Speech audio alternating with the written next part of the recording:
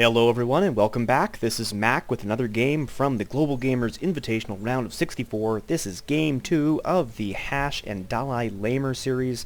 DalaiLamer playing the Yellow Zerg and HasHe the Purple Terran. We are on Steps of War.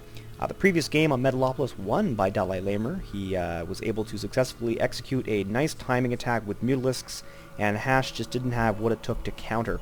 So we'll see how this map goes. Very, very different. I did mention last map that Metalopolis, the air distance is not doesn't go over the ground, so it's harder for Mutalisks to harass on this map because you actually have to go further in the air to get to your opponent's base than you do on the ground if you want to avoid ground forces, unlike Metalopolis on adjacent positions like that. So will be interesting to see what happens this map. I cannot forget to thank the sponsors once again, iFixit, Esports United, and also the Handsome Nerd, who have generously provided the incentive to bring the great players we have playing out today. So huge thanks to those sponsors. They have been so good at contributing, and do follow this tournament on teamliquid.net and keep tuning in to IC Cup TV. We will be broadcasting as many of these games as we can possibly manage. So looking at production tabs and income, not much going on at this point in time. There is an early gas, however, coming out from DalaiLamer, which is an interesting call. He is not going to be fast expanding on this short map. That's what that early extractor tells me. Good scout from HasHe to detect that early on, sees the spawning pool, sees that extractor, so he knows something is up. Just probably isn't sure that something is quite yet. If I were in his shoes, I would guess Banelings at early gas, but it could be Mutalisks, could be anything really, so we'll have to wait and see. Lamer has stolen a gas of his opponent. He can cancel this at any time if he wants and get back those minerals. Only costs 25 minerals, cancelling is even less. The wall-off not yet complete. Lots of exposed supply depots at this point in time, so he is very vulnerable to a Baneling must. I wouldn't be surprised if we see that Baneling nest coming out and getting that orbital command at a very sensible time. So currently waiting to see if anything materializes of interest yet. We still don't know what that gas is for, and definitely low gas for the Terrans. So he might be planning a tech jump to Tier 2, take advantage of the fact that his opponent doesn't have any gas. But we are getting Zergling speed, so that is the first gas expenditure on the way. That certainly is commensurate with him going for a Baneling bust, Speedlings and Banelings, but still no additional tech structures as of yet. These Lings have found this SCV, going to be able to kill it. He might be able to get another scout in though, which is very valuable for him. So yes, he is going to come in, he spots this Baneling nest, nice job by HasHe, he will be prepared, and you'll see he has already laid down a factory. So this is the weak spot right here. Does have that supply depot, but he did get the scout ready, so he knows about the threat of a Baneling bust, and I wouldn't be surprised if he reacts very soon to counter that. This extractor is finally going down from 2 Marines, picking away at it. So it'll be dropping any moment. There it goes. So no more scouting in the Terran base. No way that DalaiLamer will be able to see, and there it is, a starport to complete the block off. Banelings will not be able to take this down. He will need to spend a whole bunch. I don't know the number, but I think it's around 10 or 12 Banelings to take down a barracks. So things looking pretty good for HasHe right now. He has successfully defended against his opponent's first attack before it even began. So maybe we'll be seeing, we are seeing a lair tech from DalaiLamer, so I think he's going to abort that Baneling bust attempt. He does have the tech buildings, a bit of a wasted resources there, but his opponent is walled off, which provides him some measure of security. A few Zerglings there, just in case his opponent tries to move out. A dropship now coming from the starport, and 1 Hellion from the factory. So maybe we'll get some Marines and Hellions dropped in the Zerg base. Could be. We'll have to wait and see.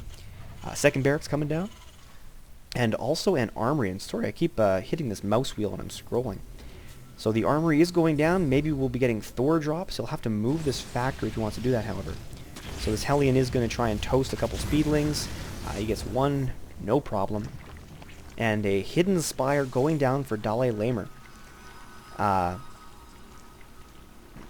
That is a nice place to put that. Terran Scan might not pick it up, so that's pretty solid.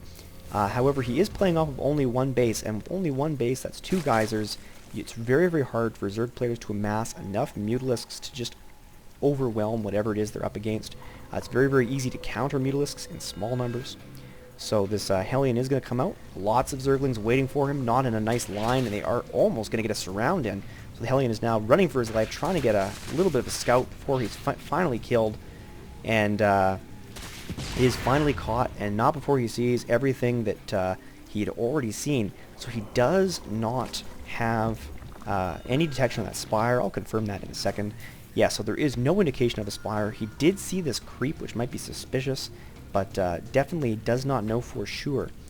And he also laying down a hatchery, and some Zerglings there able to prevent the Terran player from moving out. This medevac is moving. Looks like just to scout the gold expansions. We'll find this afterwards.